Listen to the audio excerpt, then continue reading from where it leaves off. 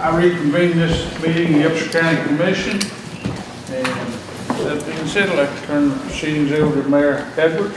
I'll call the meeting of the Buchanan City Council Town Hall meeting to order. All are present except for Mrs. Kupari. Ladies and gentlemen, before we begin, we always start with a moment of silent prayer and meditation, and then a pledge of allegiance.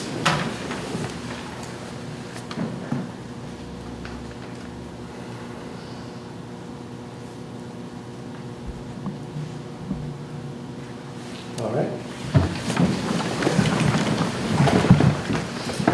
I pledge allegiance to the flag of the United States of America and to the republic for which it stands, one nation under God, indivisible, with liberty and justice for all. Ladies and gentlemen, thank you for being here tonight. It's always a pleasure to have the citizens with us as we discuss some issues that the city and county find pertinent and important that we both take a look at, discuss, and have a dialogue over. Tonight, everyone I hope got an agenda. We'll be starting off with a discussion regarding transportation opportunities from West Virginia Wesleyan College students. Let me give you a little bit of a background before we begin, though. This is our second town hall meeting of the year that we had. The first one, you might recall, was the main topic was our Buchanan Upshur High School students who had come to us and the county to discuss recreation. Particularly recreation complex, and they gave us a presentation on what they would like to see out there and a survey that they had also done. Very informative, and I think both governmental entities took a lot from it, and we've been building upon it. Keeping in mind that, of course, that type of a project or development can take many years to have done, particularly or especially when it costs $10 to $20 million. So I'm very proud to say that the discussion has continued with that. But Dr. Joe Reed, who is with us tonight, had come to us to talk about not only what the high school students perhaps needed, and giving them an audience to both government bodies on the fifth Thursdays, which we call the dual meeting Thursdays.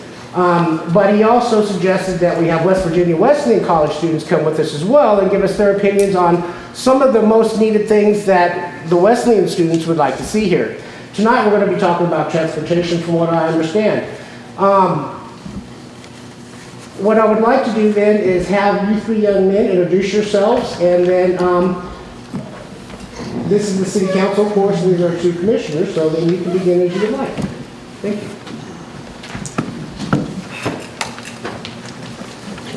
Hi.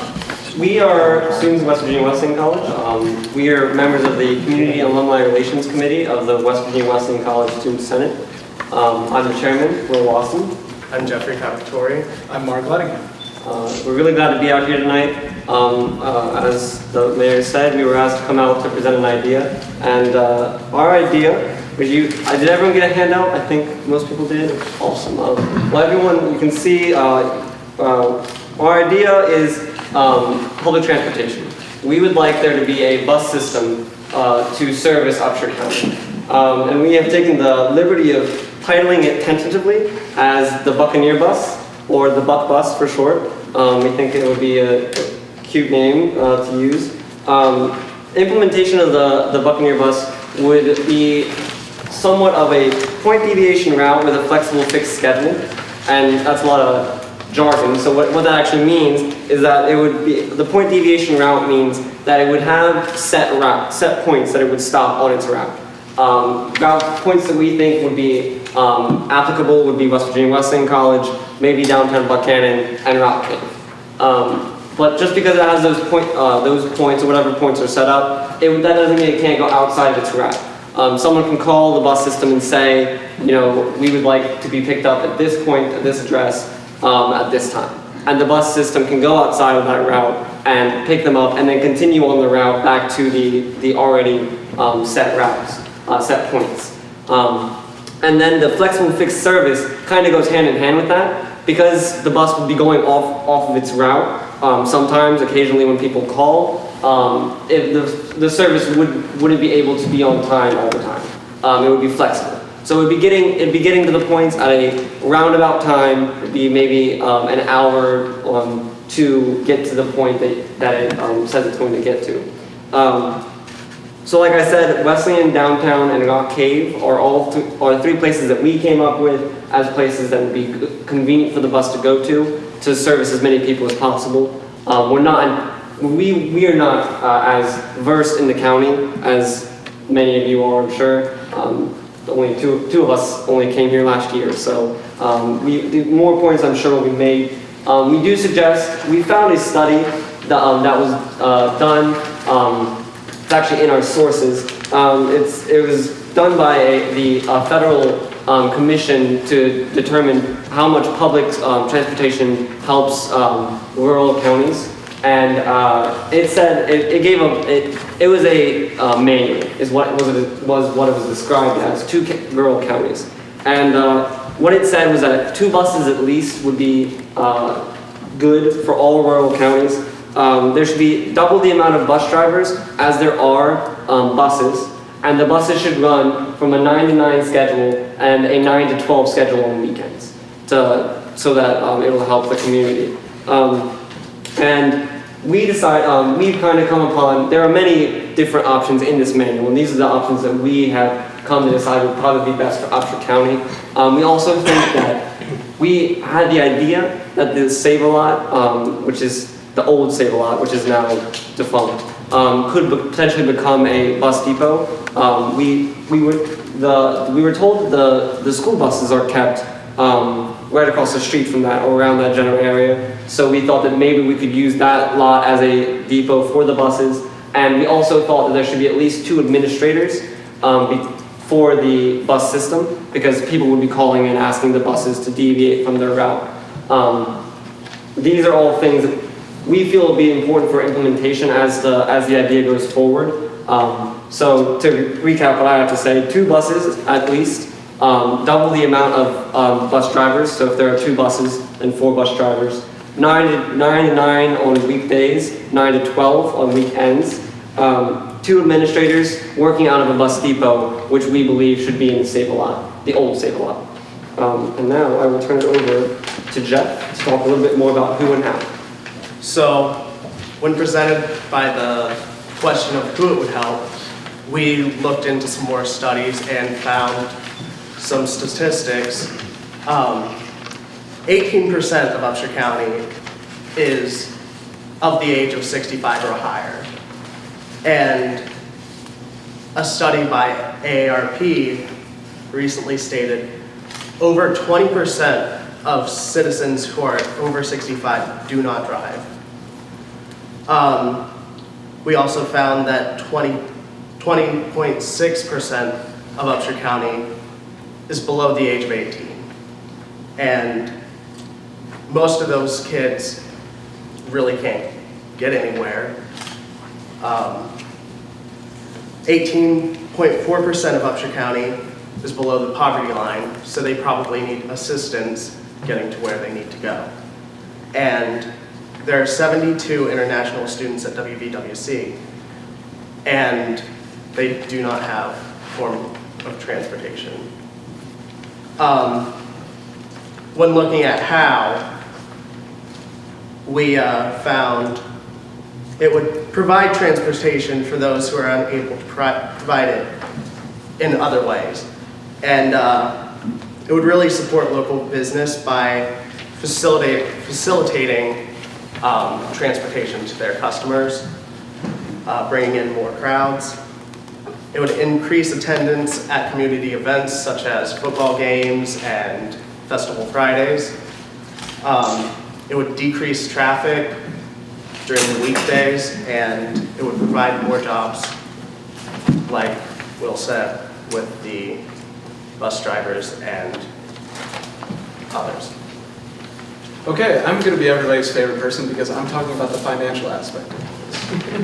Bear in mind that I am not a financial expert, and I do not have much education in this regard. I am a math major, but it doesn't mean I'm perfect.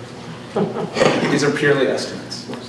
The cost per bus would be between $25,000 and $50,000. And this number would go up slightly as you include the salary of the driver, which would be about $36,000 per year, averaging at $17 an hour and capping at $28 an hour, which would end up somewhere around $50,000 to $60,000. The startup cost is the initial thing that is purely speculatable because bus stations, how we want to develop them. We can have them as enclosed areas where consumers are waiting outside of the rain, they're safe from the elements and all of that, or it could simply be a bench and a sign. That's the lowest grade we can possibly go. I do not have actual estimates on those as to how much those would cost because I'm not familiar with the cost of a park bench. Salary for drivers is very debatable. It depends on how much you would want to pay the administrators as well, because that would be a yearly cost factored in. Going up to the next slide of what would it cost. The more interest we have in the actual transportation system, the cheaper it will be. Because the more people that pay, the more money it would average out to. These estimates are based on making $500 a day, which is not much money altogether, but 7 days a week for the hours that would add up after a while. At the low end of this, we have 100 people riding a day. That would cost $5 per ride to still make the $500. 200 people riding a day would be $2.50, and you can see it decreases as we get to 500 people, which would be $1 per ride. As it increases even more, we get cheaper, hopefully down to 50 cents or something very, very manageable. For the population that is under the poverty line, which is 4,000 people in Upshur County out of the 24,000. That is that 18%-ish.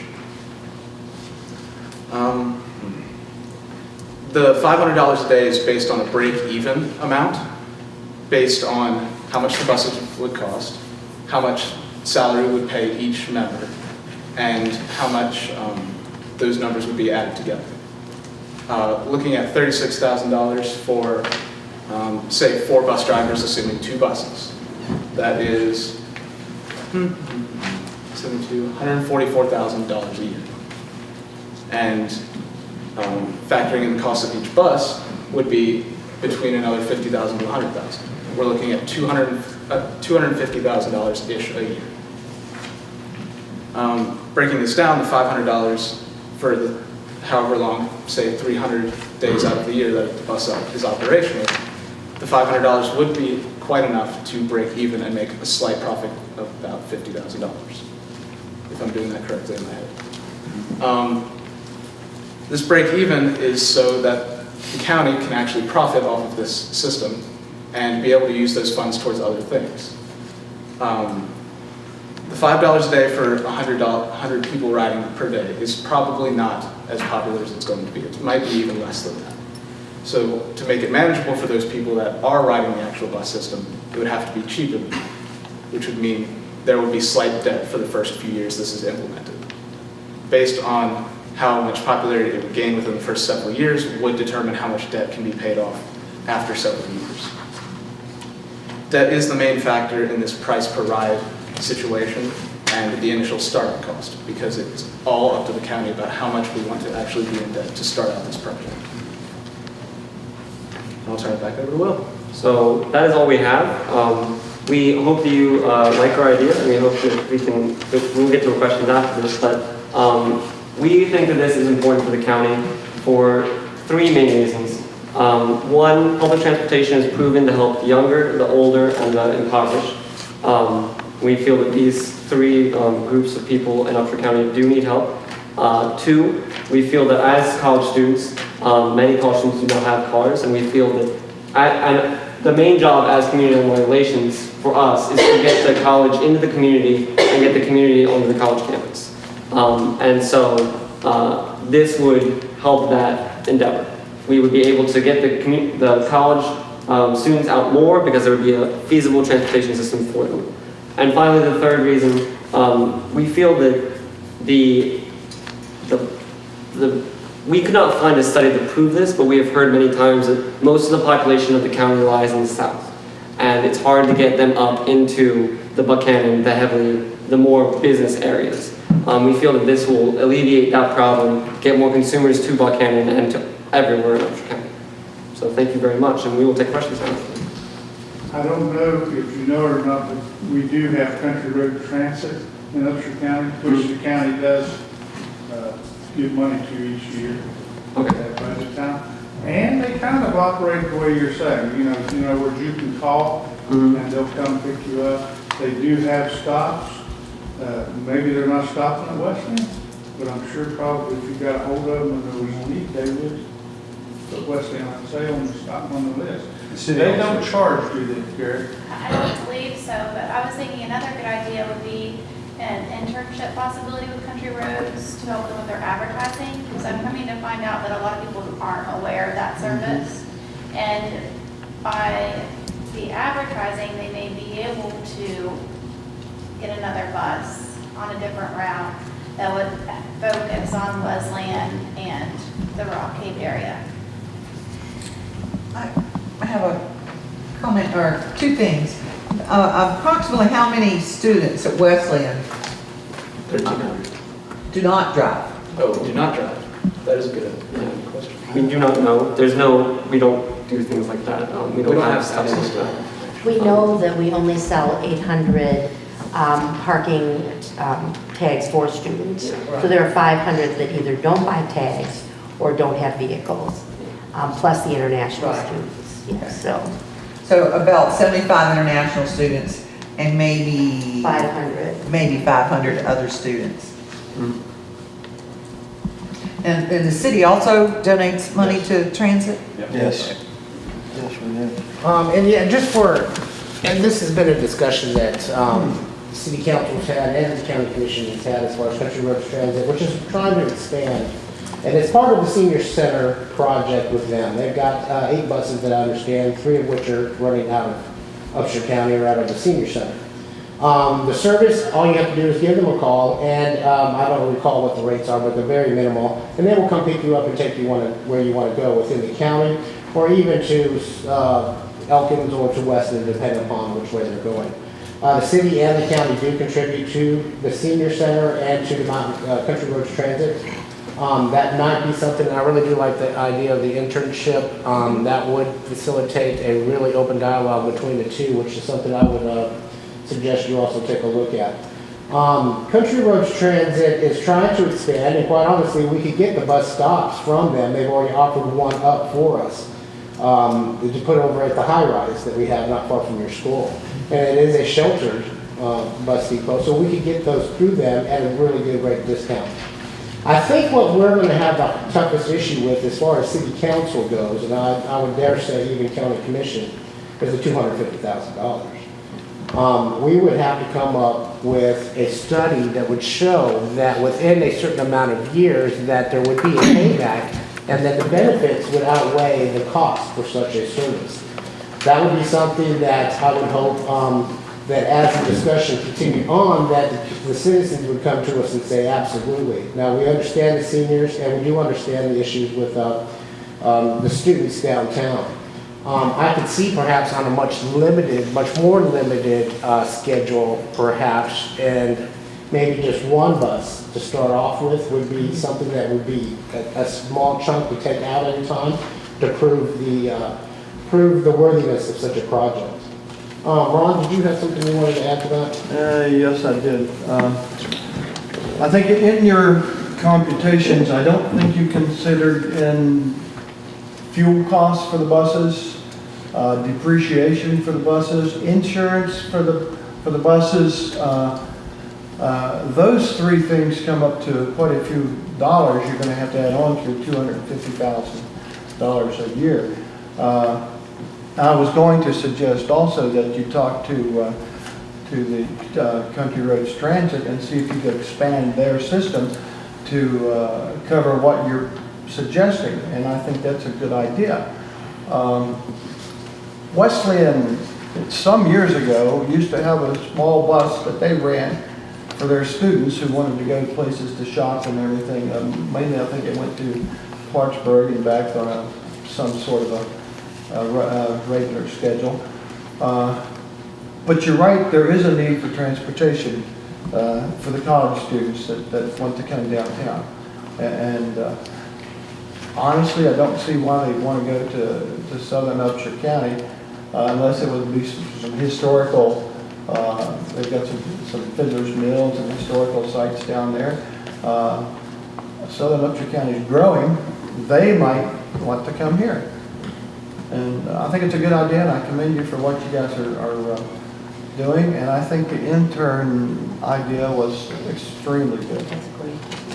One of the pieces that we were talking about with the students going to Southern Upshur County is right now, we have a lot of students to volunteer, but they only volunteer at Academy, Union, and places that are close by. And I think some of the neediest areas for our students to volunteer are probably out in the outermost parts of the county. And a lot of the students who want to volunteer, many of them come from farther away and don't bring their vehicles. And they're here on weekends, they're here when they could really do a lot with the children of those areas. And so it would be to meet that need, more so for the service piece. I wanted to comment on what, Julie, also want to say, at Rock Cave Elementary School, we do, with the Elks Lodge, we do a program called the Backpack Program, okay? It would be wonderful if we had some students who wanted to go on a Friday afternoon or Friday morning to go and pack these backpacks. They go every Friday to do that. And we purchase the food, drinks, and snacks. And if it's going to be a long weekend, we send them with 2 backpacks. Okay? Let's talk, I know that we have some students who are here who stay on the weekends who would love to have something like that. So let's talk about that. So, Thank you. I have a couple comments. Thank you for thinking of the community. You're on the right track. But the other thing is that my contractor told me just this afternoon that Tractor Supply Company is coming to the Winn Lakes Plaza in that vacant storefront you're talking about. I don't know when they're coming, but they're coming. Can I make a comment? Yes, please. Hi, I'm Dave Thomas. How are you all doing? Good. And conceptually, I think you have a wonderful idea. I do think you need to go back to the drawing board and do a little bit more further analysis in regard to your numbers. As Mr. Pugh pointed out, there are some additional costs that need to be included, one of which is fringe benefits for people that are full-time and to some degree part-time employees, depending on whether they work for the county or for the city. But I think you said, if I'm correct, Jeff and Will, right? And what's the other young man? Eric? my name is Mark. Mark, okay. Blake. I think you had made the comment that it was going to cost about $250,000 per year. Annually-ish. The cost. And That's correct. the other comment I heard was that if you had $500 a day, that would be break even. Well, That is that incorrect. doesn't calculate in my mind. $1,000 a day is $365,000, so half of that would be $180,250, somewhere in that range. So I think the issue you have is that you don't only have the upfront cost of the buses and the terminal and so forth, but it's a very expensive operation for a very rural community. We need the transportation, I don't disagree with that, but you're only looking at 24,000 to 25,000 people overall. And I think it would be a very, very tough toe to row, so to speak. But the expansion of the current system we have might be the way to go. So you need to take it in small, increments rather than simply get 2 more buses and 4 bus drivers. And I don't know why we need administrators. Maybe somebody with their cell phones and things we have today and the radios, you might be able to simply get by with 1 person rather than 2. Conceptually, it's a great idea, but I think you need to do a little bit more work on the drawing board to take a look at your figures. Thanks for your ideas. They're great. And another thing is there's probably grants out there that you could get that will pay a portion of your startup. And we have had in Upshur County 3 taxi companies. Is that all, Terry, we've ever had here? 3, maybe 4? Three, I think. In the past, and we've had a city bus line in the past. and also had a regional bus line that ran out of Buchanan, but that's been quite some time ago, and they went out of business strictly because they did not have the business when people started having 2 automobiles per family and got to be more mobile. They didn't use the bus line as much, so whatever you do, check and see what past histories are, and especially other local rural areas that may have taken on a project such as this, and compare it and see what the feasibility of your project might be. I might have one suggestion as well, and I'm sorry, Dr. Reed, I saw you. I think maybe we need to go back a little, go micro, okay? In particular, from West Virginia Wesleyan students' perspective, you really do need the transportation out and about. I think, and I'm not saying that the rest of the citizens don't, but in this case, since you're representing West Virginia Wesleyan College, we'll stick with that. I think, though, between West Virginia Wesleyan College, the county commission, and the city council, and teaming up to talk with Mountain Roads Transit, now might be the time to make that that kind of a dialogue available to, let's have a meeting with them and see if maybe between our fundings and what the college has to offer, maybe they're willing to take a serious look at a schedule and a route, because right now they're just doing it per call basis, but I think that the route idea could fall into place. And that's something we've been ongoing, and I've been waiting for somebody else to decide on transportation, because that is a very large endeavor to try to take on for any municipality. I think they do have a route. Or do they have a set route at this point? I think I don't so. recall on the last meeting. Yep. I know to the southern end of the county. They do that.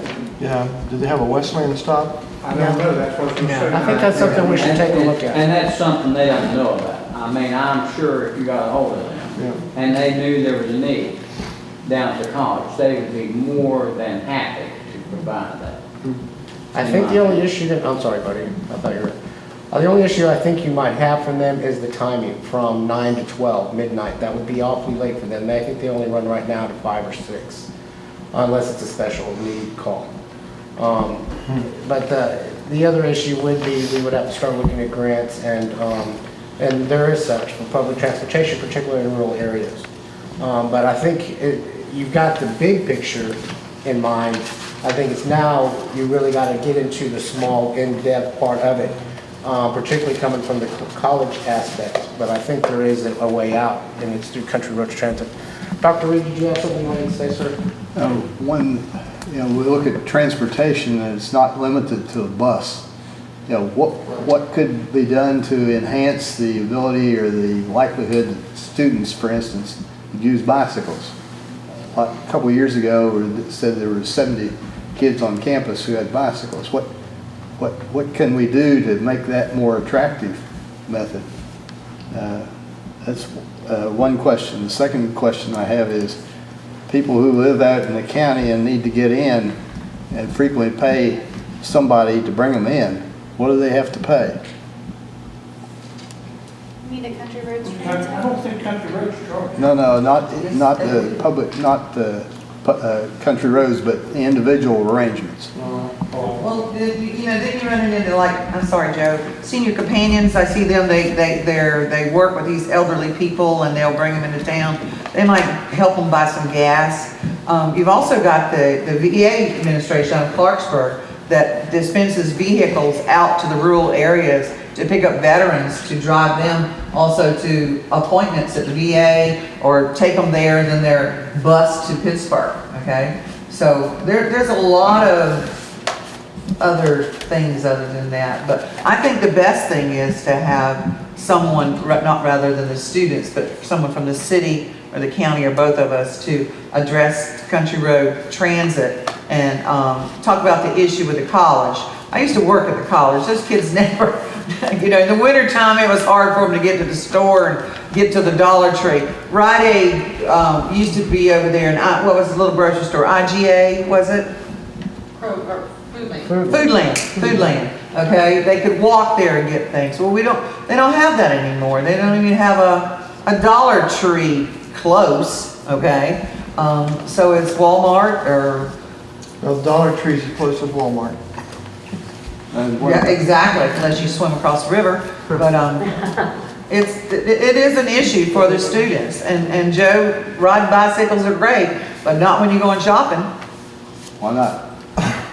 because there's a lot to carry. And also, most of the school year happens in the winter.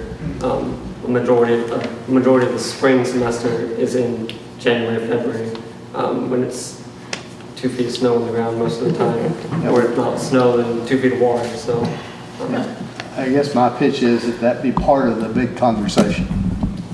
And more and more students bring bikes every year. All forms of transportation. You can also walk to town. I mean, when I was in college, we weren't even allowed to have a car on the campus, you know? I think it's a good And I had to walk oftentimes a mile and a half to my classes. And I think, and again, there's no reflection on the three of you, but I do think our society, and I think Dr. Reed is indicating this with his bicycles, we become sort of lazy. That, you know, we can get up and walk to town. You know, the college, if there's a real need out there, the college needs to take a serious look at, do they want to have a convenience store on campus? And I think at one time they did have something like that. So, you know, conceptually, it's a great idea. I commend you on it, but this is an ongoing discussion that needs a lot further analysis before, you know, for example, 4 months out of the year, a large part of the population won't be there because the college is not in session. So, you know, there are some real challenges for any company that wants to do this on a bottom line basis. And I think in a lot of ways, unfortunately, this country's become, we're always talking about grants. And, you know, we have a $19 trillion debt. I think philosophically it's not a bad idea conceptually, but there's some real pragmatic issues you have to deal with. Councilman Thomas, I'm kind of curious, how long was that been? What? And did they have cars back then? It's not very fun. He ran track, he could run fast. Well, I mean, I was in college 55 years ago. Okay. Any other questions from the audience, citizens?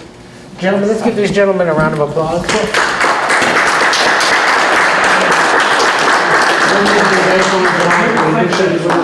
To our attention, I would like to see a little bit more. So if you would like to have a representative and a representative sponsor from the Wesleyan College, give me a call at City Hall, we'll sit down and have a meeting, and I'll facilitate a meeting between the county, the city, Country Roads, and Wesleyan. Let's see what we can do with that. I think you came up with a great idea on that.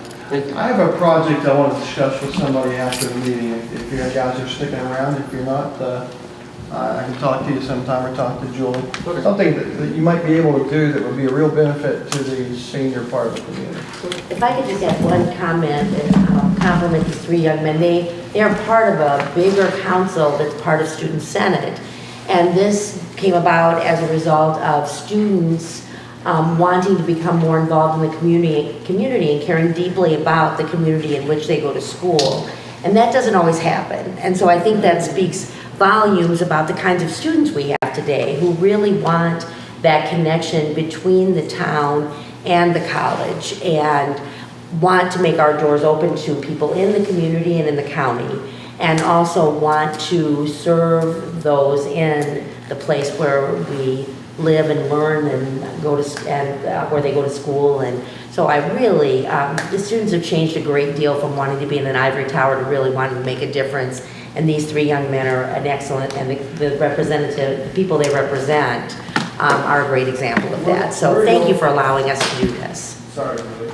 Where are y'all from? Can you tell us where your hometown is and I'm what from- your majors are and what year you are?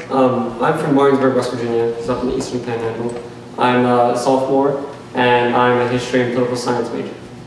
I'm Jeffrey Carpenter. I'm from Buchanan.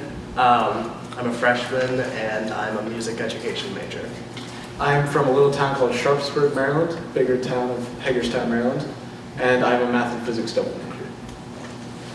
Very good.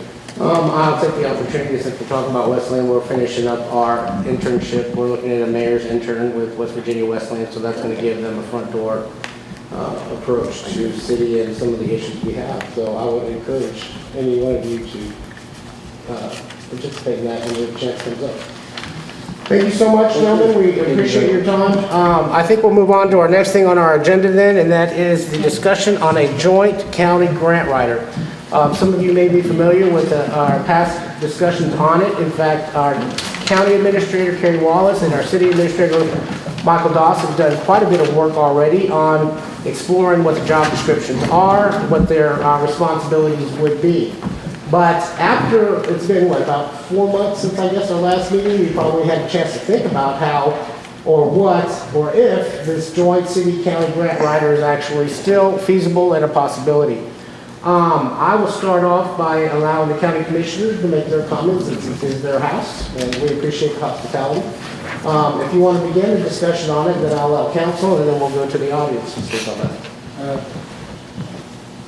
Personally, I think that we probably ought to start using Region 7 a little bit more and utilize their program a little bit more. We're already paying a fee for it, and I know they're more than willing to help with it. You know, and you bring up a very good point, Commissioner Cutright, and that is, and those of you who don't are aware, Region 7, and Shane White here is with us, let's not pretend he's in the room with us, Executive Director of Region 7. And Region 7 not only does, how many counties do you have exactly? We have 7 counties. 7 counties, because it's Region 7, and municipalities. 24. 24 that they oversee or have projects, and correct me if I'm wrong on any of this, that they also write grants for and research different projects and do a lot of studies as far as ICGA grants, Block City grants, all types of federally funded grants and programs. And they are very beneficial in allowing municipalities and the counties to wade through the bureaucracy of such programs and the administration of those, which can become very complicated and quite extensive. I believe the city gives $3,000 or $5,000 to $5,000 to do that. And I don't know what the county is, and you don't actually have to do it out. But you also, how many staff do you have, Shane? We have 5, including myself. 5, including yourself, that oversee those 20-some odd municipalities and 7 counties and all of the grants that they need to have. I can see how it could be really busy if we were to come for everything, for instance, the bus grant, if we wanted to do a transportation grant. That is a lot of it's federal grants when it's funded that way. But let's say we're talking about our Parks and Rec grant, if we wanted to go that way, or any of the other types of, not just grants, but funding that are available through those mechanisms.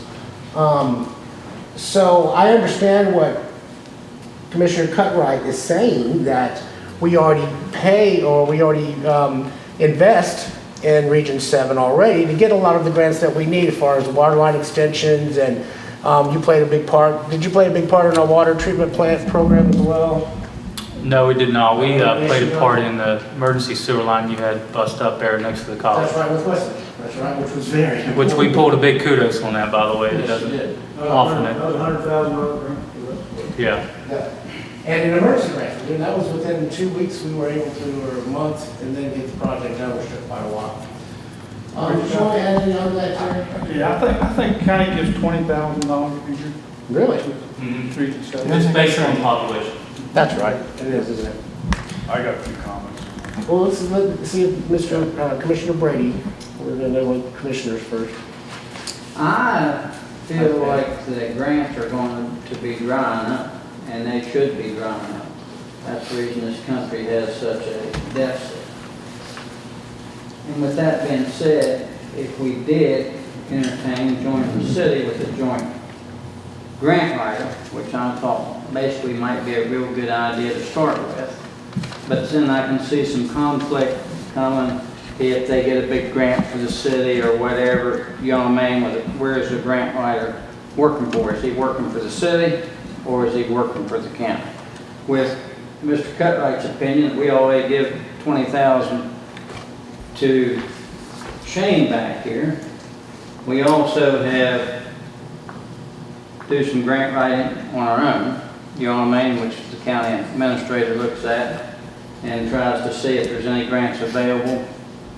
I just think at this time that my opinion would not be involved at this moment into a joint grant writing. I have a question, Brady, Commissioners. Let's, to the commissioners? Yes. Okay. I want to know, Commissioners, if at any time in the last 5-6 years you have ever utilized anybody except Region 7 to do grant writing for you on projects of any kind? The administrators or previous administrators. Region 7 has worked. Other than administrator? Not that I'm aware of, no. I can answer for about 6 months. Well, I don't know anything. because I understand that there was some grant or a grant that was written that was done by a person out of the governmental organization. And I just was wondering why you would have done that instead of using Region 7. Yeah, what grant that was for? I'm not sure. Amanda, do you know? Well, Region 7's got specific areas that are under the bailiwick, so to speak. Am I correct, Shane? I'm sorry, I couldn't hear you. Don't you all have special bailiwick where you have to take a look at what the mission and purpose is of your agency? You just can't go out after every grant that's out there. No, actually, you want me to come up there? Yes. You have specific types of grants that you can apply for? No. What we do is, just to give you a little bit of history, we were established by legislation back in '71, I believe, okay? And the whole purpose in our creation was to provide technical assistance, project development service for our member governments. And we do serve 7 counties: Garber, Braxton, Gilmore, Lewis, Randolph, Tucker, and Upshur. And there's 24 small towns in those 7 counties. Our biggest county is Randolph, our biggest town is Elkins. So our population region-wide is 149,000 people. Okay, it's not very big. But we do not have any stipulation or any requirement as to what grants we go after. Communities will come and ask us for any type of projects for their communities. I mean, it could be for playground equipment, it could be for large water sewer projects, it could be for industrial buildings, anything that you can think of, we have assisted with. Now, your assessment dues that each entity pays, it pays for those technical assistance and project development services. So if the city of Buchanan comes knocking on the door and say, hey, we need a grant for the big rec center that they want to build for the community, that service is free. That's what the assessment dues pay for. We do not charge anything for that. Now, flip side of that, if we are successful in getting grants and or loans for your community, in order for us to be able to sustain the staff level that we have, we ask that we administer or manage those funds on your behalf. And usually we do that if those types of fees are eligible under the project. That helps us staff more than 3 that we would be able to provide with just doing, living off assessment dues and planning grants. Our 50 to 60% of our budget comes from management fees that we manage projects. What percentage do you take for management fees? It depends, Council. I mean, it depends on the type of project, the funding. Usually it's usually 2 to 3% if you want to average it out percentage-wise. Let me ask you this, Shane. First it would be helpful, I think, maybe once a year, sort of give an annual report to both the county commission and the city council in regard to what grants have, we've been successful in for Upshur County and the Buchanan, and what we're working on. I know the Region 7, I think, was involved with the grant or the low interest loan for Wing Splash. Is that correct? Yes, that's correct. And it's also Jawbone. Correct. Worked out of Jawbone. Yes. The Safeway schools, the sidewalks, are you involved in that also? No, I don't believe I don't think so. Okay, and how about the lighting on Main Street? No. City Hall to the college? No. Okay, so I guess my response would be is that we do have very competent people that have achieved success in the past. We're working with both the city and the county, working closely with the Development Authority and other agencies. And the city has been very blessed, quite frankly, with people that are very creative down there that have, applied for grants through the city rather than using Region 7 or Development Authority. And the only question I would have, I guess I'd ask your question, do we really get bang for our buck if we go out and hire a specific grant writer just for the city and for the county and have to pay them the benefits?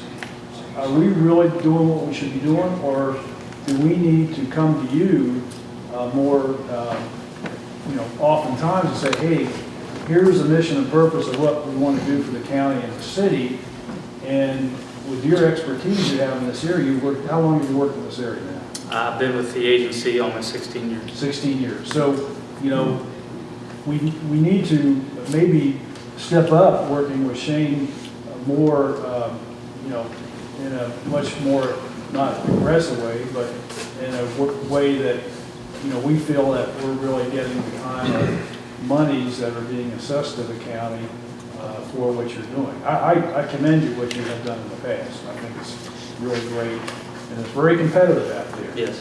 But I think in some ways, we wouldn't be spending our money wisely if we go out and just get a grant writer for the city and the county. I agree with Buddy, there's jealousy oftentimes on either side of the street, unfortunately, but all of a sudden the county gets $1 million grant from a grant writer, the city can get in that year. I think it's not a good thing to do. That's my personal opinion. A couple things. To answer your question, do I think it's worth for the city and the county to hire somebody? No, I don't. Especially when you're already paying for that service. Secondly, you look at our region specifically, it's very rural, right? The city of Buchanan is in a unique position because they do have folks in-house that can do that type of work, and even the county as well. But the other 23 cities, they don't have the capacity to do hardly anything. So we play a huge role in their development and trying to better their communities. And our services are pretty good for their benefit. Now, if the mayor or the county commissioners have a project, they are not required to utilize our services. They absolutely are not. And we do not go knocking on your door and say, hey, here's a project for you. Usually what occurs is you'll come, if you need help with something, you can give us a call and we'll be able to lead you in the right direction or give you some good advice or just take it over for you, whatever you'd like. We don't dictate on what you want, you tell us what you want, and we're basically your extended staff. That's how we think we are in the relationship with our cities and counties. Thank you. If we wanted a grant from Region 7, how would the exclusivity of it be as far as working only for us on a certain grant? Would there be times involved when the person wouldn't work it, would be put to the front? How does that work? If you folks, for example, I'm going to give you an example on the sewer line that occurred, the break that occurred at the college. I don't remember who initiated the conversation, but maybe Sam. But anyway, they came to us and asked if there were any emergency funding to replace the sewer line near the college due to the fact that they basically have to close the college if it fails, etc. And right then and there, Carrie Smith and I, we started the process of contacting the Infrastructure Council. It was Mayor Davidson at the time. We set up a meeting, went down, and long story short, we were able to obtain $100,000 in grant funds in less than 2 months through a process that requires at least 3 months to get. I think you were involved with that, Michael. And I mean, it's not that we drop everything and focus on one community. I mean, it's just, it falls in our workload, and we're used to handling that situation, obviously, and it just, we take care of it. I understand that was an emergency situation too. My thoughts on a grant writer are that it would release our department heads from having to take their time to write grants. And if we had a full-time grant writer, that would really free up a lot of time for the department heads. There'd be no need for Matt to write grants for the police department or Jerry for the streets or things like that. Just curiosity, For the fire departments. How many grants are you writing a year? I have no idea. Probably issue 2 to 3 grants a year. Yeah. 2 to 3? They We're have, managing 20 projects, Yeah. $80 million. Yeah. What about local fire departments? We have assisted local fire departments in applying for funds. Let me We have ask you, assisted communities in getting police vehicles, ambulances. Yeah. So, Shane, you heard a previous presentation.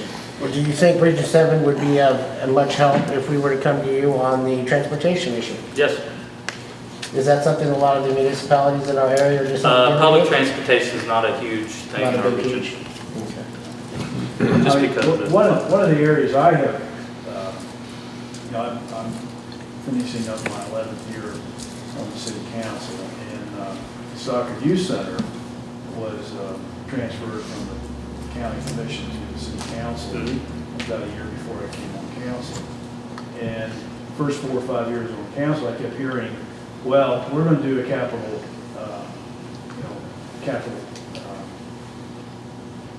revenue program to raise money, to do a lot more with the Stockton Youth Center.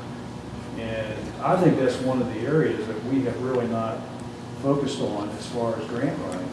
We get small grants, but there are grants out there to really enhance the quality of life for children, and especially in communities where, we have drug issues in this city and county.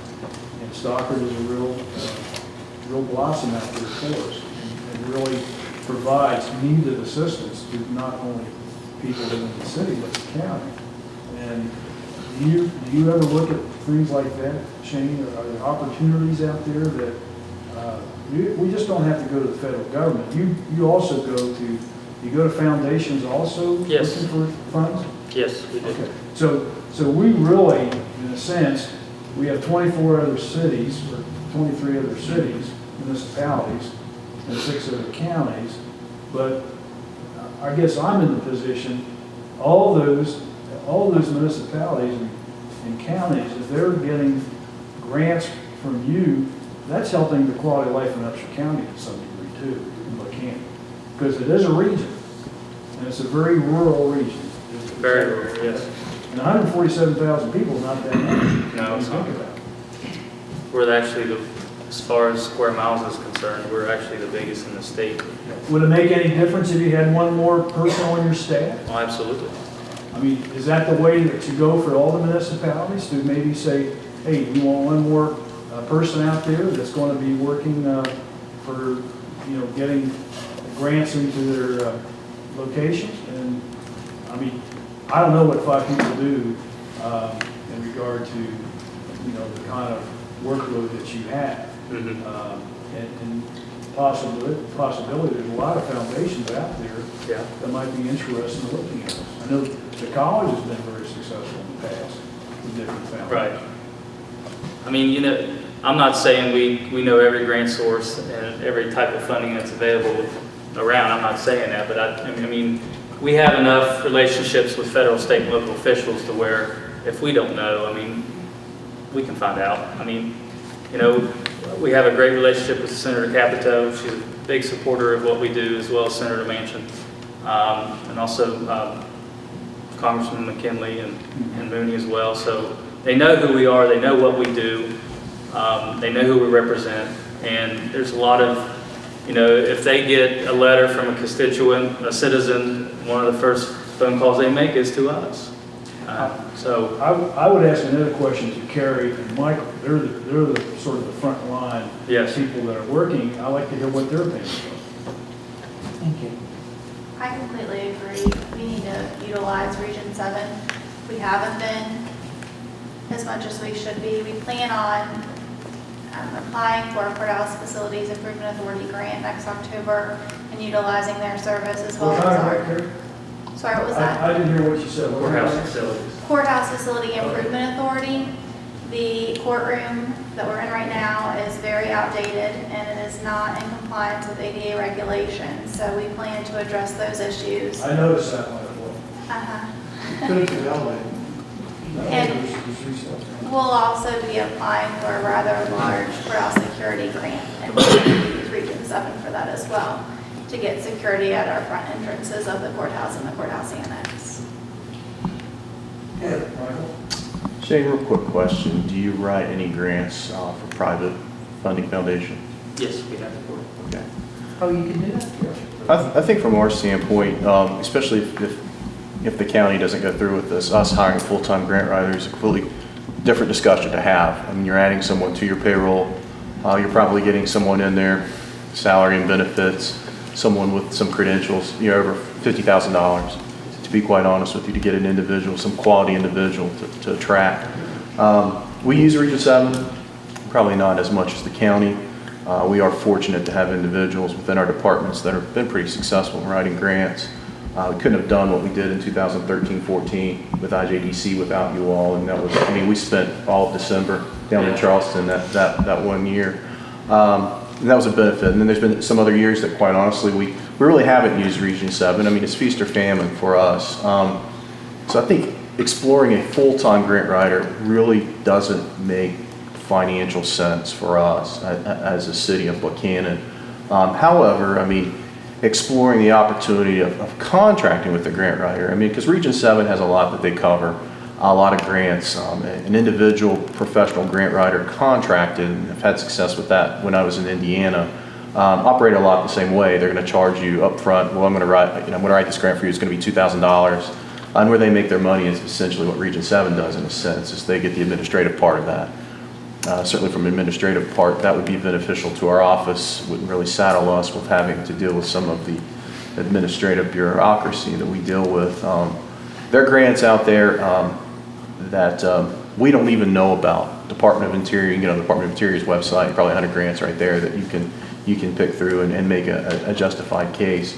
I think the one benefit of having our own grant writer, and again, I would be advocating for a contracted grant writer as opposed to someone full-time on staff, would still be that individual attention that you get from someone. Maybe if there's something that Region 7, we have you working on in Region 7, we can maybe have another individual working on, particularly when you come to the private sector and looking at private sector grants. I know with the Appalachian Regional Commission, Region 7 is really going to be the entity you want to go to because, as Shane had mentioned, the pull that they have and the influence they have. I know the influence you have, John, at IJDC and with the development office. So certainly that would be something we would utilize Region 7 for. But I think it's still something that needs to be an ongoing discussion. It doesn't sound like the county is interested at this time, which is completely fine. That's their prerogative. But it's something that we can have as a council in furthering this for possibly contracting with a grant writer. But I think at this point, I'm comfortable to continue to utilize what we can with Region 7, but also maybe explore the opportunity of having our own grant writer as well, exclusively for maybe some specific projects that we're lurking in, and still maybe use Region 7 for some of the larger scale projects that we have. Michael, if you don't mind, would some of those bigger scale projects be like cleaning up the riverbanks? Yeah, and I think, a lot of infrastructure projects, you're dealing heavy with water and sewer projects. I think that's one of the charges of all of the regions within West Virginia is to focus on those infrastructure projects. And we've had success with Region 7 in the past. Jawbone Park, some of the storm projects that we did there, certainly the emergency situation with the sewer department as well. Those multi-million-dollar projects, certainly when you use the influence that Region 7 has within the state of West Virginia, and Shane had mentioned within the federal government as well. But again, some of the smaller projects that we're working on with recreation. Of course, the recreational complex is a large project, and some of those other projects. It sometimes would be nice to have your own grant writer, but again, the advocation of having a full-time grant writer for us really wouldn't, quite honestly, make sense at this time. But Sorry, go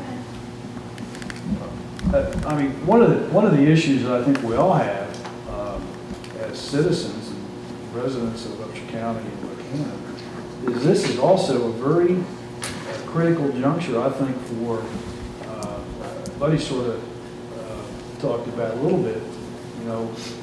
We've become a country that is dependent on grants all the time. And I think we have to, and that's not any judgment with what you're doing, Shane. We have to be out there and be competitive. But at what point do you say to your citizens that if you want some of these things, you may have to pay a little bit more to have that? And whether it's a fire fee or a police fee, or, fire fee or police fee, or a recreational fee, or we can go on and on. And I think that there's a disadvantage of being in a rural community. You only have so many people that have that are within your population base. But this is one of the questions we have about the next presidential election is, do we want to continue to lead in an entitlement society 100%? Colleges and universities are going to be free, according to some people. Where do you draw the line? I don't know where that line is myself. I've seen a lot of benefits with grants, but I think we also, citizens can pay a little bit more for what they expect to. And I'll plead ignorance when I first came into office as far as what Region 7 did. Shane and I sat down and had a good hour and a half long discussion on the opportunities that could be afforded us. But I also understood the big picture here where he only has a staff of 5 for 24 counties and 24 cities and 6 other municipalities. That is quite a workload, particularly with the grants that you're talking about on the major types from the federal government. I was kind of shocked at the amount that we contribute to Region 7 as opposed to what the county does. And I think we had a discussion on if we were able to make the funding appropriate to add an additional staff member that perhaps that person could be a facilitator for the city and the county as far as grant writing. I know you can't specify your employee for that, or we would be monopolizing someone. But as far as, for instance, I already know you're going to get a lot from the county, you're going to get some from me, so we're already going to take advantage of it. That's fine. But for issues like this transportation and our complex, those are actually foundations out there, endowments that are actually trying to attack those particular subjects and issues. So what I'm asking is, if the city were to up its amount contributed or invested in Region 7, do you feel that that would be something that would actually be a bonus or a help to some of the grants that we're looking at, or would it make any difference really at all? I mean, What's your fee based on? my fee is based on where the project is, who's involved, what the type of funding it is, how long I think it's going to take. I mean, there's where it is, because we're rural. I mean, we got an hour and a half drive to some of my projects one way. And what's the assessment for each municipality? The assessment is $1 per capita. And That's established by council. it doesn't Randolph County, Upshur County comprise about 40% of the total population? about 50-some thousand is. So some thousand. theoretically, we should get two dedicated people. Only Dave Thomas would ask. Well, I don't know. Always thinking. Hey, I don't mean to put you on the spot, but well, we have 2 staff from Upshur County. Does that work? I have one question for you. I know you said you've been doing this for 16 years. Do you see grants kind of drying up a little? There's not as much money out there as there used to be. Yeah, there's. I mean, there's Yes, still money out there for there's still money, but you're seeing a lot of requirements has to be more commitment made locally. There's not as much grant funds available. You're right. They're not giving as much grant funds per project. They want the communities to have some kind of buy-in. They want them to commit more. self-responsibility. There you go. I mean, they want the local communities to invest more into a project than they used to. We're experiencing more revolving loans, low interest Yes. loans than grants. It's getting more, I mean, you're gonna have to be more creative on how to finance, especially bigger projects. Hence the rec center. And it gets worse every year. I tell you. Yeah, and I mean, if it's worthwhile, fine. and honestly, Commissioner, it's politically, it depends on who's president. It's not what you know, it's who you know. Yeah, we got kind of shut out for a while, didn't we? I mean, it's, depending on what party's in there, I mean, it's just my experience. Read the book by Peter Sweck, Corruption. It's a real eye-opener. But the grant environment has changed drastically, yes. I'll open the questions up to the audience or comments. Dr. Reed? One of the things I'm wondering is, we've identified quite a number of different grant writers around the area in our own locale here. Would there be any advantage for the whole system to have some kind of communication between the people who are writing grants, college, city, and county, and private writers, so that they know the projects that they're working on? And the second part of the question is the participation of the counties and the municipalities in Region 7 a responsible and active participation? I'll answer your second question first. The participation, we have a pretty active council. We just actually had our quarterly meeting Monday night.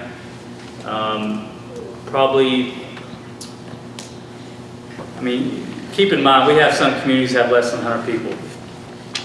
So those aren't really active because they usually don't have very much going on, if anything at all.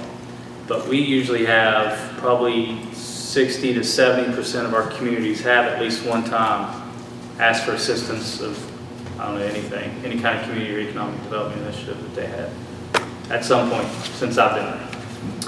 First part, that's a tough one because there are so many different organizations, nonprofits that have been developed over the last 10, 15 years that I couldn't tell you how many people are doing grants and what nonprofits doing what. A lot of the historical districts and societies and Create Buchanan, and there's all kinds of those organizations out there that are doing some kind of grant writing, trying to get money for something. So I wouldn't have a clue how to organize all those folks. So that'd be a tough one. That'd be a tough one. The only thing I know, It's a good idea, really. it is a very good idea. Yeah, the Region 7 Grant Writers Association, where they get together quarterly, all the writers, Yeah.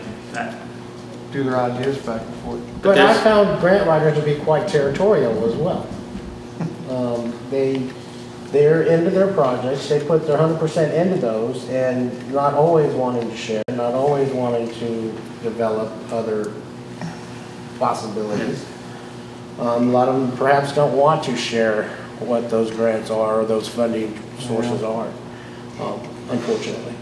But a lot of stuff is networking. I was on Region 7 years ago, and my recollection, I'm getting old, so it won't be called as good as it used to.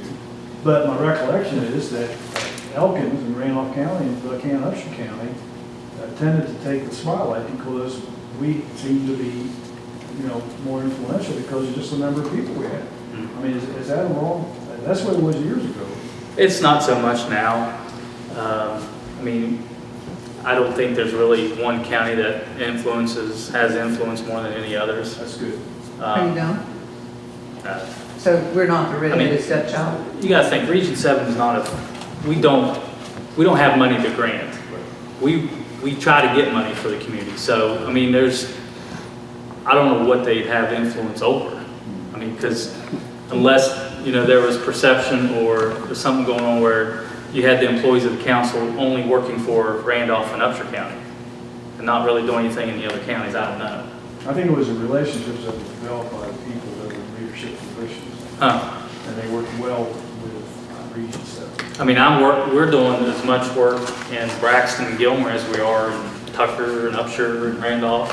So, I don't see that now. That's good. Yeah. Shane, I have one question. You might have mentioned it. I apologize if you have. But That's all right. your total budget, the money that you collect in based off of administrative fees, Yes. we'll just call it that. What percentage of that is the revenue you take that operates? Our management fees represent 50 to 60% of our operating budget. Now, in addition to assessment dues, we get a planning grant from the Appalachian Regional Commission, one from the Economic Development Administration, and then we get a state allocation. So separate. You have your Yes, we have to administrative- apply for those annually. But you have your administrative fees, and that brings in, we'll still say 50%. Yeah. And then your dues that you collect from the municipalities and counties within the region is in addition to that 50%? Yes. That's a whole separate revenue? Yes. What roughly is that percentage? Our assessment dues represent maybe 10 to 15%. So you have four buckets of revenues coming into your. Yes. And the only thing that's constant is our assessment dues. We know exactly what we're getting each year. You see any of the funding sources that you have, that you just said, are they cutting back in? Yes. This past year is the first year that we haven't received a cut from our state allocation. Economic Development Administration, it went down and back up and back down, so it's kind of flip-flopped the last couple of years. ARC's been interesting as well. It's kind of been constant over the last 5 years, but this year we noticed it went down about 5,000-6,000. NRC? ARC, Appalachian Regional Commission. Yeah. You know, one thing you might want to consider, Shane, is when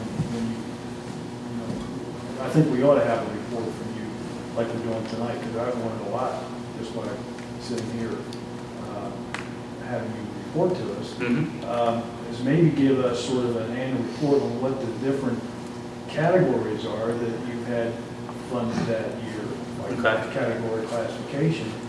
And since you are a professional, been there for 16 years, you might be able to tell us, well, here's what we think is going to be funded in the next 1, 2, 3, 4, 5 years, so that we're not, wasting our staff's time to develop grants that would have no chance.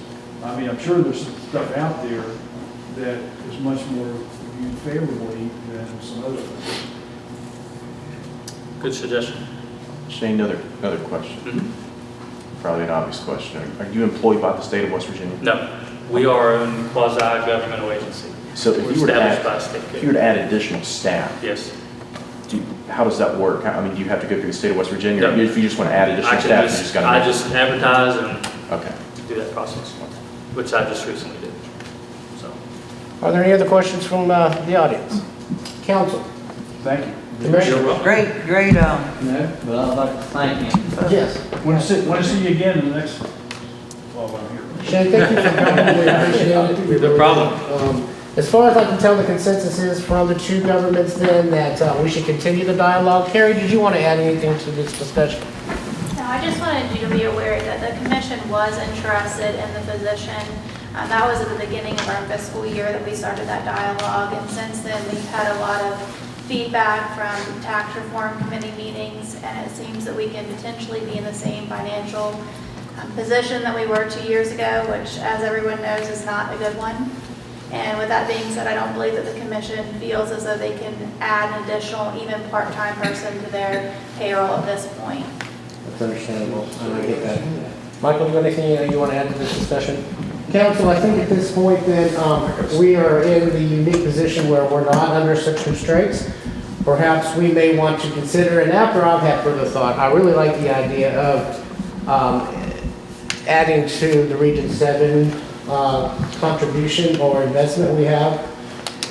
Perhaps because it is their actual business to do this, that if we were to provide a little bit more of a resource to them and a lot more communication, and I invite Shane, and I will continue to talk with Shane as much as I can about a lot of our other contributions or endowments that could possibly be done. I think Michael's suggestion, he and I talked about this before, actually, is a contract opportunity to outsource it and maybe do it specifically based on, these are the grants that we think we really have an opportunity to go with, and talk to Shane before we outsource also to see, does he have a timeline to do something like that? And if this doesn't, then we say, okay, we'll go out and outsource something for, raise $3 million for Stockton Youth Center, or start with the recreation complex or whatever.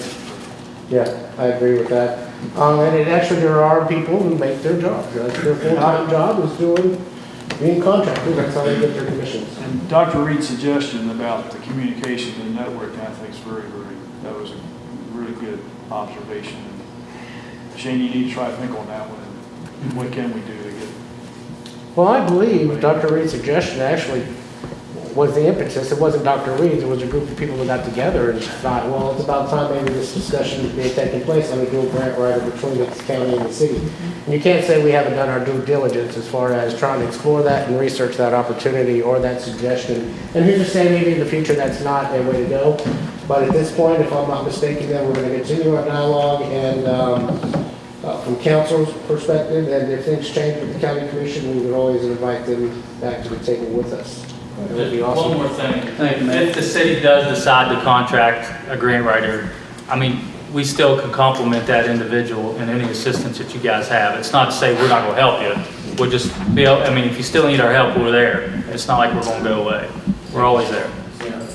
Now, I apologize for missing Monday, but I missed a lot That's all Monday. right. I was in Nineville days. All right, moving on to our third and final discussion, and that would be with the Lewis Upshur Animal Control Facility. I had the opportunity, or I took the opportunity at one of the county commission meetings to suggest, based upon discussions that council has had on the animal control issue within the city of Buchanan. And I had the opportunity to go visit. I'm now a foster parent for a couple of puppies now that I've been able to save from the needle. And I'm encouraging everyone to do that. But as I got a chance to tour the facility, which Jan's here with us, she's the executive director, fantastic facility. Kept exceptionally clean. The problem with them is, the problem with the facility is it's too small. There's not enough space and they need more funding for sure. I was going to come to council and suggest that, and I have actually suggested some extra pins because at this point, the city does fund a part of the cat house, which is the part of the building that holds the cats in cages right now. They call it the cat house. It's a good name. I really kind of like that name. And whenever one of our officer, who is Jerry Walmsley, comes in, or is it, no, it's Jerry Walmsley, that's our cat? Yeah. Too little ton. Jeff Walmsley, who is our cat picker-upper or cat control person, brings them in. There's a certain fee that we pay, and we help with that. The county commission funds with Lewis Upshur, the Lewis County Commission, the rest of the facility. And it was my suggestion at this point then, when I came to county commission, to see if the city could play a part in that facility, and if we could help in any way to facilitate a larger facility, more funding for some cat cages. And I believe with about how many kennels do you have total? 8, 10? Six sections that have 12 cages per section. And normally 2 to 3 per, depending upon the situation of the animal. Yeah, we open them up, we make them double so you have, instead of having a 2x2, you've got a 2x4, and we put 2 cats per cage, or a mother and kittens. What's the time limit when, if somebody drops animal control person, drops a cat off a kid, what is the timeline that you keep that animal until you? Okay, if it's a cat and it's brought in from the city, we have to hold it 5 days to give the owner time to come in to look for it. If it's brought in from the county, there's no time limit. We try to give as many days as we can give without having to euthanize. Last year, we euthanized 33% of the cats that were brought in. We brought in almost 900 cats last year. Last year with dogs, we almost had 900 dogs brought in, and we euthanized 5% of those. We work very heavily with rescues. We do adoption events. The problem with rescues is they'll start pulling, and then bang, they're full. Because they're not moving them either. So it slows down. Do you require your state before the person adopts the cat? By state law, an animal has to be spayed or neutered if it's adopted from a shelter, but it does not have to be spayed or neutered prior to leaving. We do an adoption fee. It's $10 for the adoption, $50 spay neuter deposit. They get a certificate that's worth $50 that goes to the vet with them. And 7 different vets take this voucher. That pays $50 of their spay or neuter. So it depends on what vet you use, what it's going to cost you. And dogs is 70. It's 20 for the adoption fee and 50 for the spay neuter. I can't imagine having your job, quite frankly. If I had my vision, I'd take a very farm and get rid of but I think that I'm not against doing anything with the shelter, but I think we have a much greater issue that we need to discuss. I We mean, do, our county people need to be more responsible. Yeah, They need to spay and neuter. well, I've We're heard, getting cats dropped off with 7 kittens, 5 kittens, 6 kittens. I don't mind when the mother comes in as much as I hate when they just drop me the kittens. Because then I know that mother's gonna reproduce the next time she comes and eat. And they're just gonna they drop give them free off. cats away at Walmart, I understand. Yeah, they sit by the road. They give free cats away.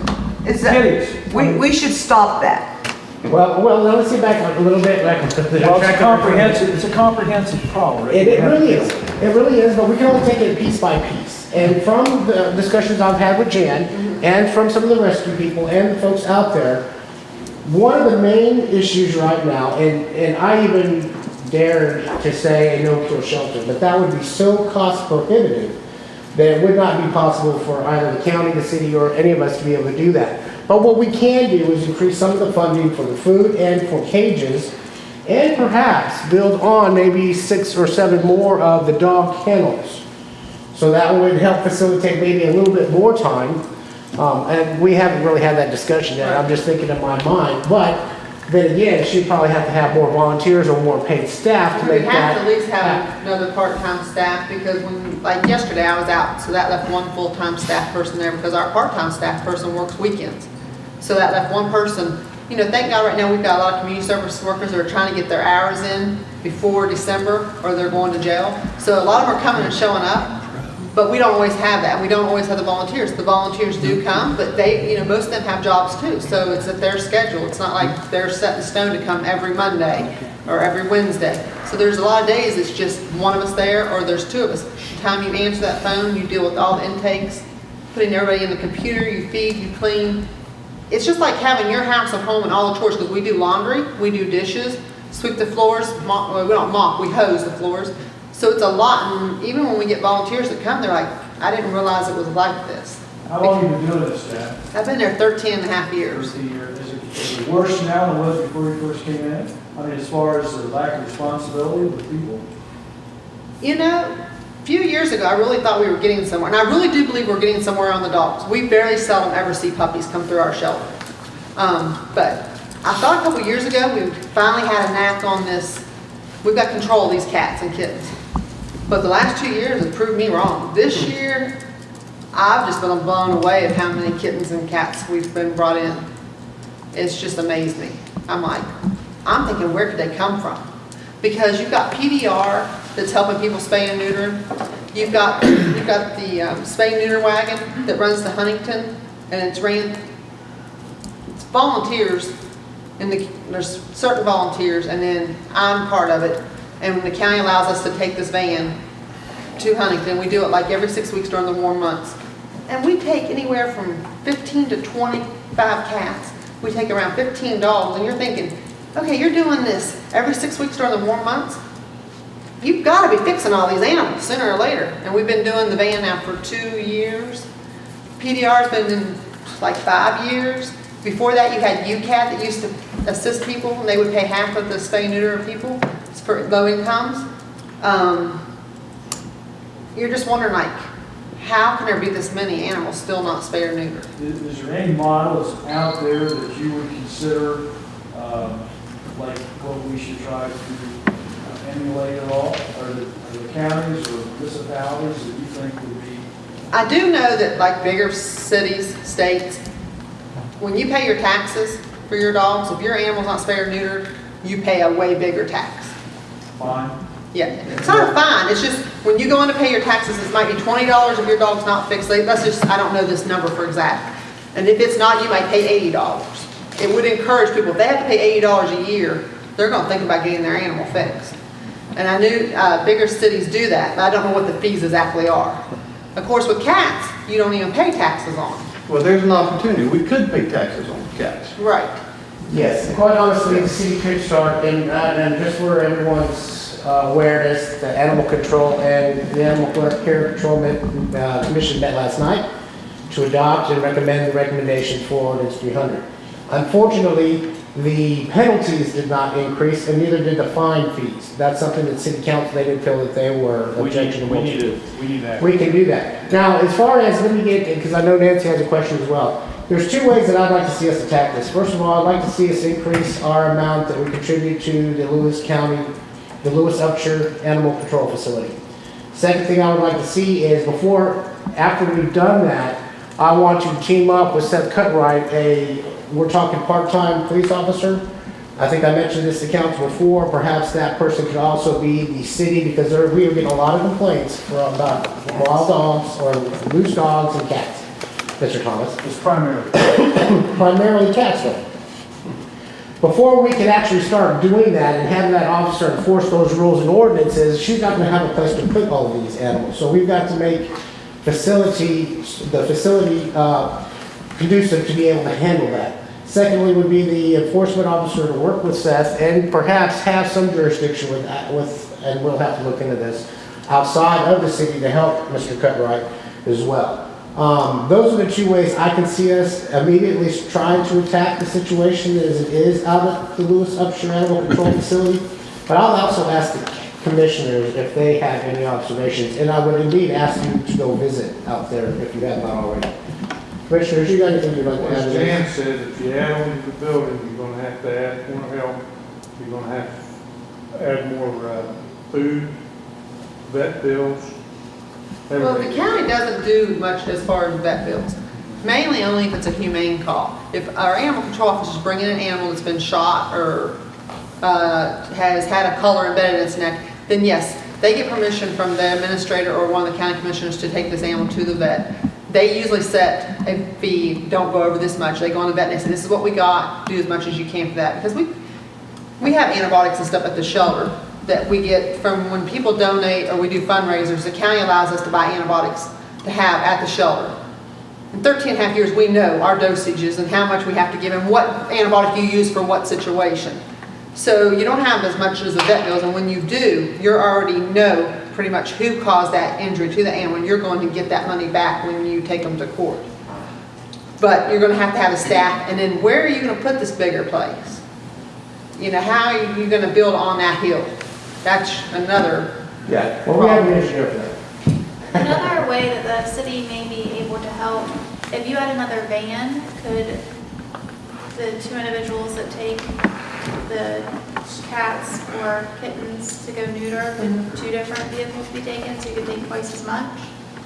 Yeah, I'm sure. Well, The pickup truck that the pound has is in very poor shape. If you all have any trucks that you're looking to retire from the fleet that may be of use to the animal control And we use the facility. pickup truck not only for like taking our garbage and picking up supplies, but we also take them to the vet's office because most of our rescues, they have to vet these animals before they leave. So we take them down to the vets, we get them vetted, we bring them back to the shelter before transportation Yeah. of their, to transport them out.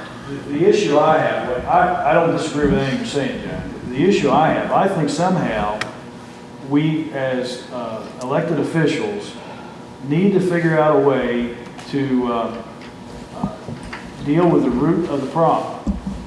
And building more shelters and more transportation, that's great. It's going to deal with the symptoms out there. But, you know, I think we ought to even go into the school system to educate our young people about their responsibility when they're growing up as responsible pet owners. I've actually done that with But we- Union School a few years. But we don't do it enough, do we? No, and we also have Love for Animals. Robin Keogh, she's a part-time school teacher. She goes into the schools and does things, and she also does, she gets these coloring books to educate from the really small levels, and it talks about the importance of why you should spay or neuter, you know. But we in the books. almost need a campaign in the sense that, you know, I used to go to Ducks Unlimited dinners and Trouts Unlimited. It'd be nice to have some kind of fundraiser for the shelter and the Humane Society. We own, our country, we have more dogs per capita than any other country in the world. I know that because I read a book, Travels with Casey.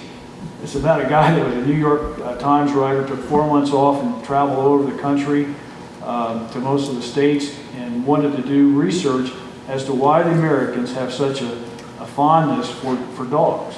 And he didn't write on cats. I'm not anti-cat. But we do have a crisis, I think, in our country with, you know, these are animals that depend on us and we don't take responsibility, many people, and that's education, I think.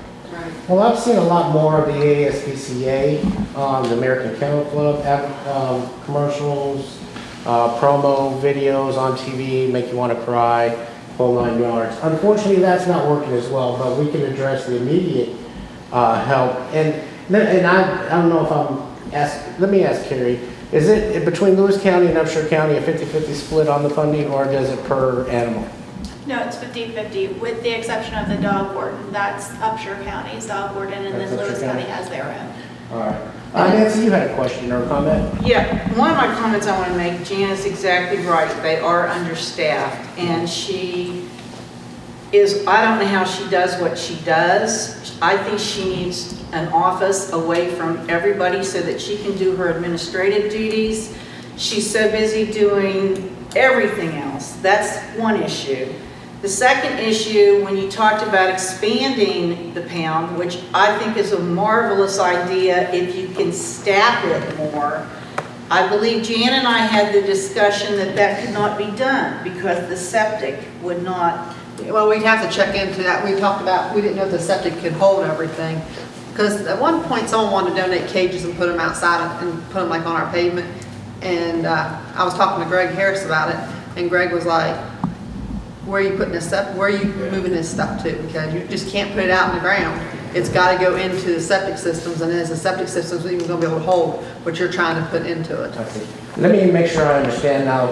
That property was donated by the city to Upshur County or to? I believe it's a lease for I 99 think, yeah, years or I something. think it's like leased $1. forever for $1. And if we, so in that case, if we wanted to build infrastructure, we wouldn't have to ask any permission, would we? Would it go to Lewis County, would it go to Upshur County? We'll have to pull out the lease. I Yeah. can send you a copy. So we've already donated the land, we've got the space, we've actually got the people who can do it. For the immediate issue though, I'm going to ask council to look at funding and for cages. Go ahead, Mary. You have to pay a water and sewer bill? Yes. See that? We can help out. Well, they have septic system. Yes. Actually, I have the budget here. What, if somebody wants to give a donation, what do they do? They, when someone comes in to do a donation, we Say give them. Okay. When someone comes in to do a donation, we give them options. We can tell them that they can go down to the vet's office. They can put a donation on the dog pound account down there, which allows us to go down. If a dog comes in and it does have a bedded collar, someone put it in our drop box, we can take it down there, get it cleaned out, and then bring back up to the pound. We'll start on antibiotics. They can donate to the county, make the check out to the Sheriff of Upshur County. It goes into the fund, general fund, and then that goes to whatever the county needs to use it for. That's the options they have. Have you ever received a request to help support the shelter? No. We do have, like, when some people pass away, like in lieu of flowers and stuff like that, but we've never had like a big thing. I'm familiar with the county, North Carolina, got $1.5 million just for neutering cats and dogs. A lot of people look at, because we euthanize, they think we're bad people. Okay, I have 4 dogs in my house, 2 cats.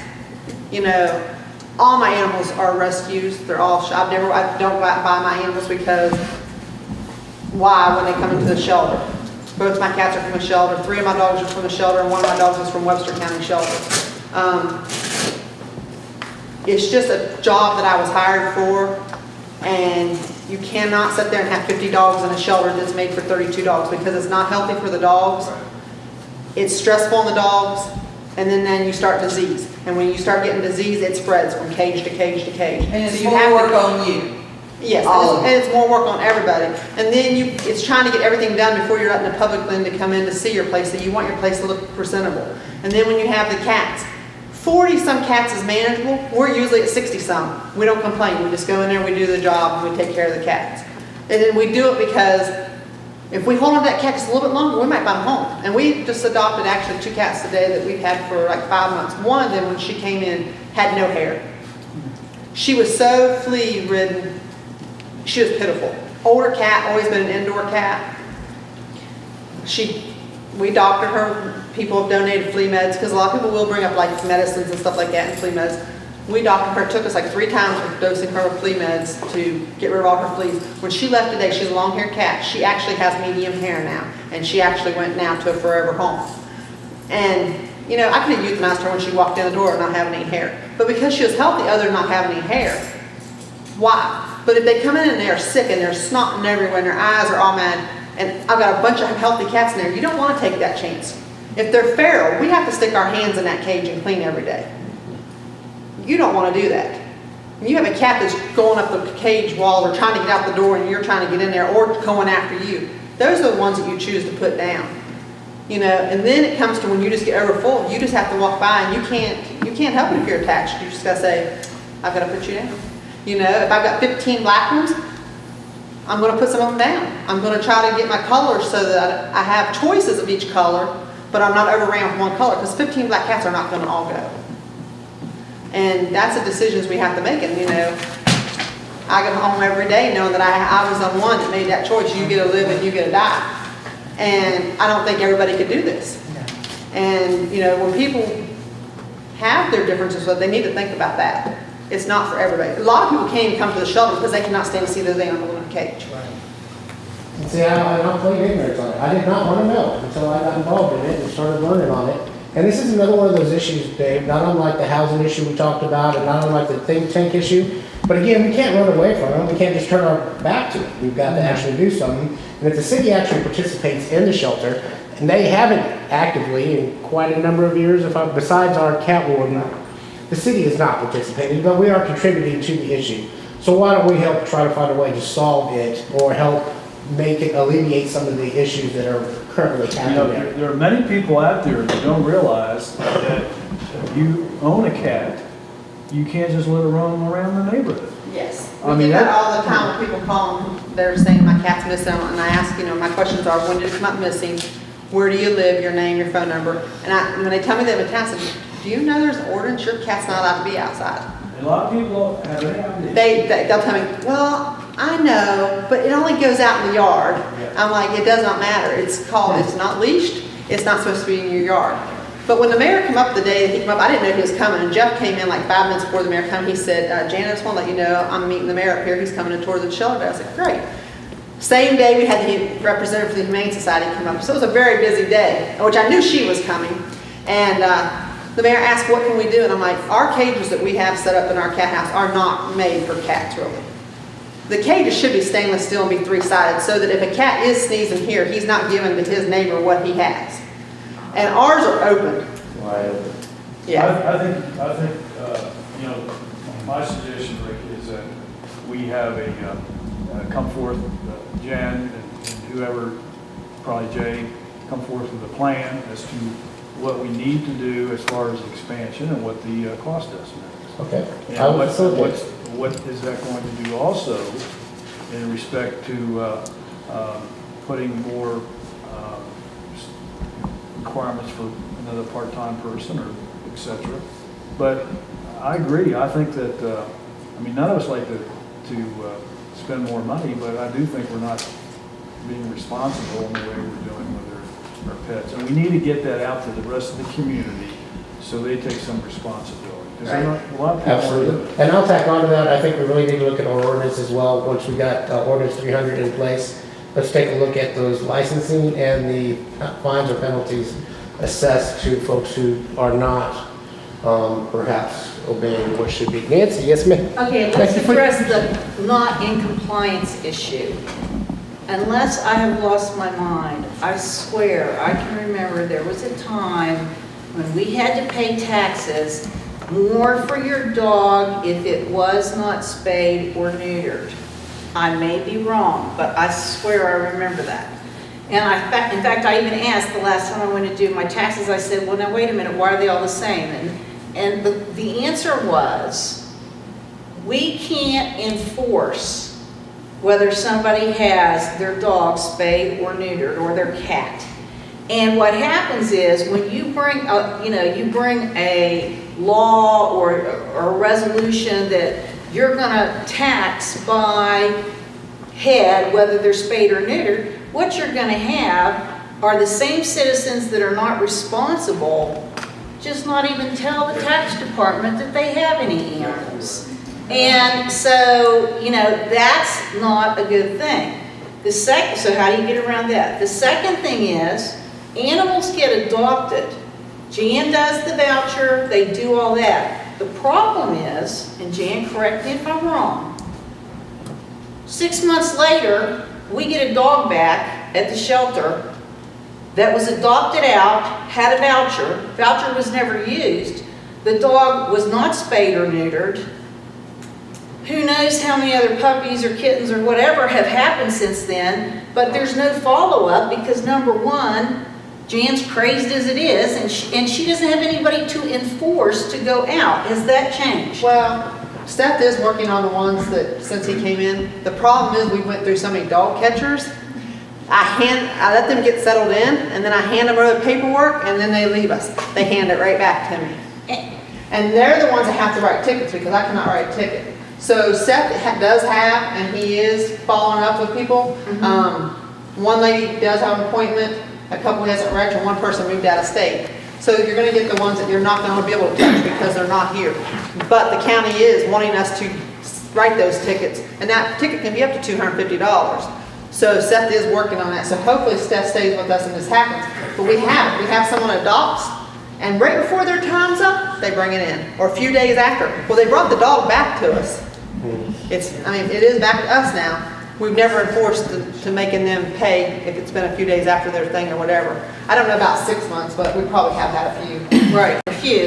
And then the other thing is, does Lewis County have to do the same thing? Because Jan knows, I've kind of quit going to the shelter anymore because just like you, I ended up going to the shelter and I see dogs looking at me, and I'm a dog person more than a cat.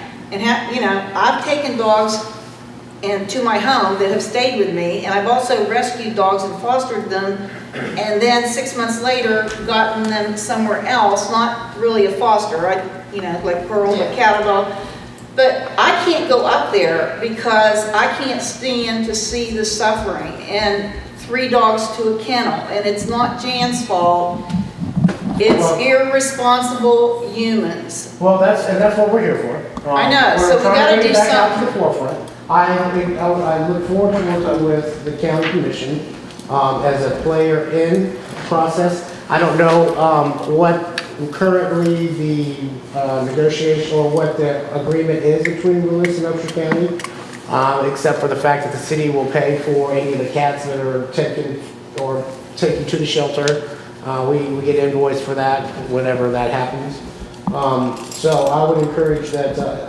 I think you mentioned something this morning, Terry, that Lewis County would not have any problem if city were to participate in or contribute to, or play a role in as well. That was the last word I heard, but not, Terry talked to him today. Cindy and I spoke this afternoon, Cindy Wetzel, the county administrator in Lewis County, and our only concern is if we have 3 different entities that come together to operate the pound, are all 3 going to have to approve policies, approve personnel issues?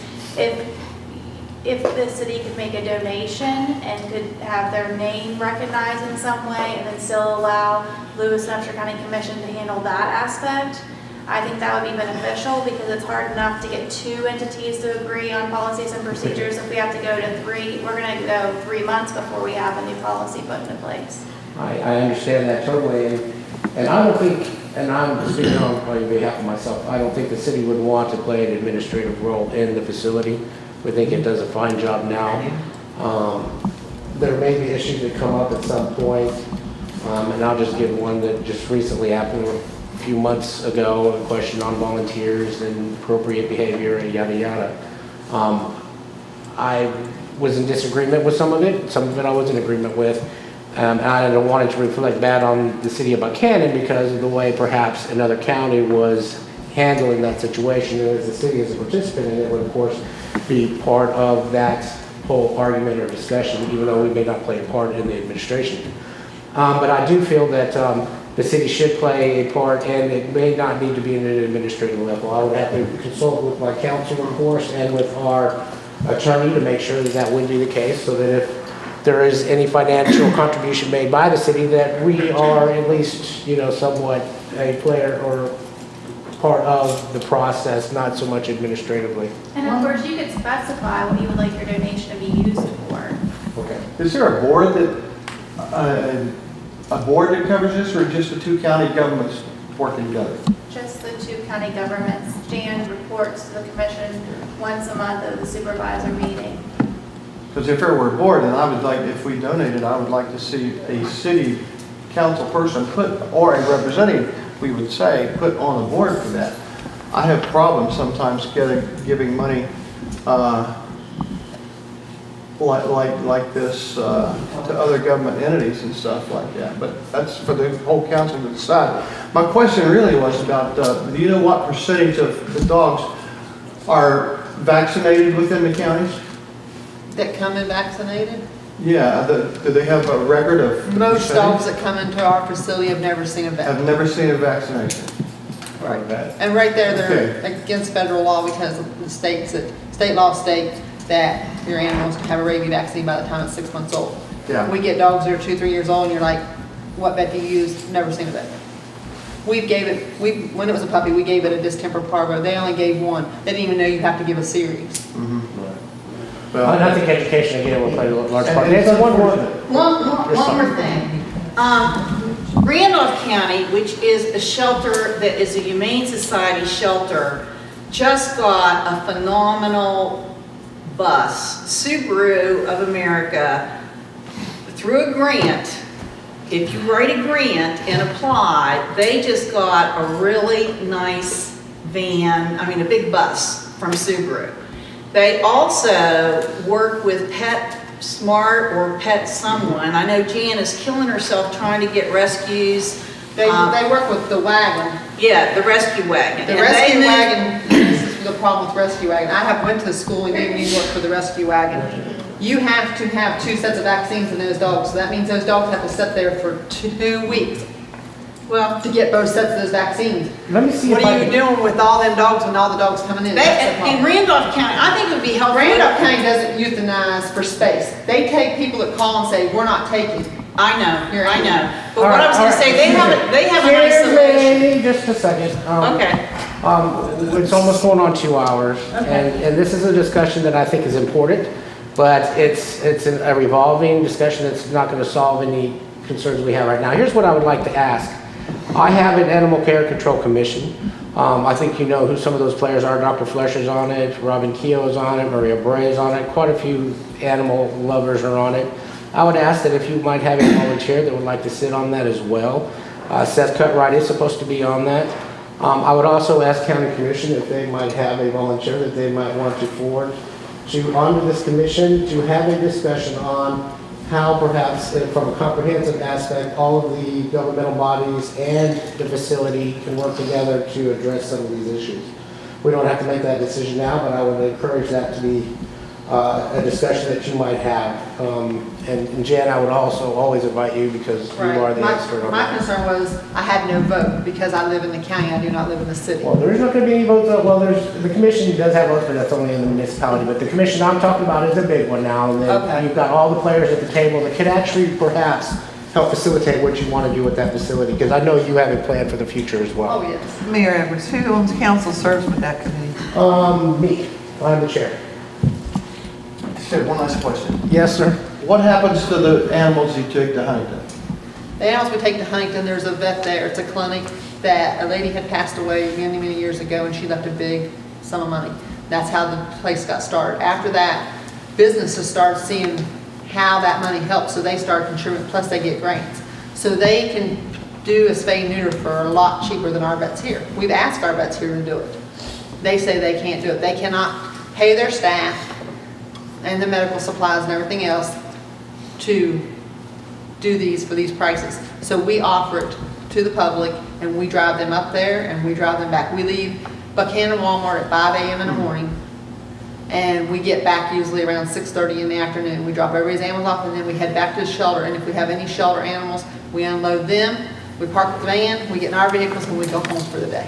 I usually start my day out at 2:30 that day. By the time I get up, get my shower, get to the pound, label all my cages for all the cats or dogs or whatever we're taking, load them up. We go to Walmart, we load up, and then we go put gas in the van and we take off. I've actually You used can't that. get rid of an animal. At the I mean, shelter, you've had them vaccinated twice and everything, and then nobody ever wants that particular then animal. you euthanize. Then you use them. Yes. I would encourage them, what do you call that? What is that? We call it service? the neuter scooter, The spay neuter wagon. scooter, that's what it was called. And I've actually done 2 of our animals through it. It's a lot less expensive way to do it. And so, yeah, I would encourage all of our population citizens to use that. Is there any other questions for County Commission or the city regarding the animal control facility? Very well then. County Commissioners, I would invite you to make any comments that as we close on our... I look forward to hearing what you look at. Yeah, I bet you would. Yeah, I'd like to hear that too, man. I bet you would. Any other council members got any last comments or good for the order? All right, at this point then, I will... I have lots of comments, but I'm not going to say. Yeah, thank you. I will adjourn the meeting of the Buchanan City Council at this point. So move. Second. All right, ladies and gentlemen, thank you so much for participating and being here tonight. Thank you for coming.